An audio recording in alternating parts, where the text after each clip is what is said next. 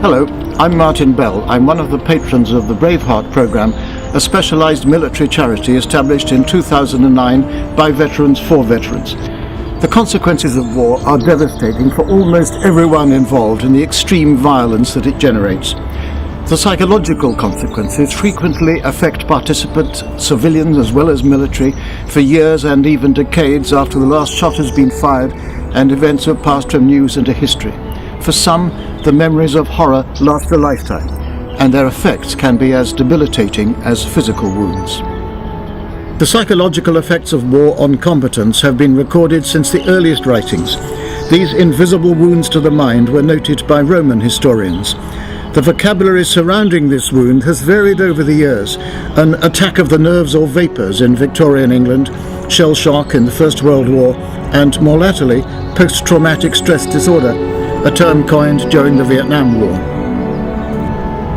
Over 1 million British citizens have served in our armed forces. A proportion of those are suffering the psychological consequences of war in one form or another. This is evidenced in the prison and homeless populations, not to mention suicide rates. The financial burden to the nation is huge in terms of loss of productivity and long-term healthcare costs of caring for this once highly motivated and capable group. Combat-related PTSD is but one of a range of psychological effects of war that many of our servicemen and women carry for the rest of their lives. As science and technology advance, they are all worthy of proper evidence-based research.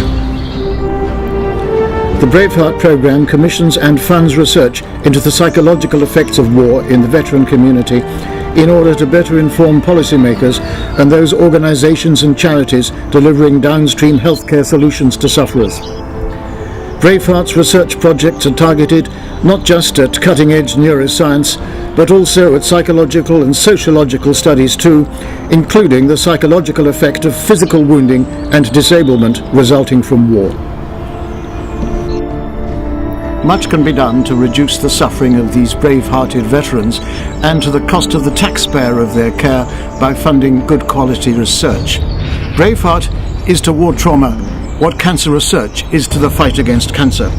Some of our veterans gave their minds and their futures for our peace of mind. I would urge you to do what you can to fund this brave-hearted charity.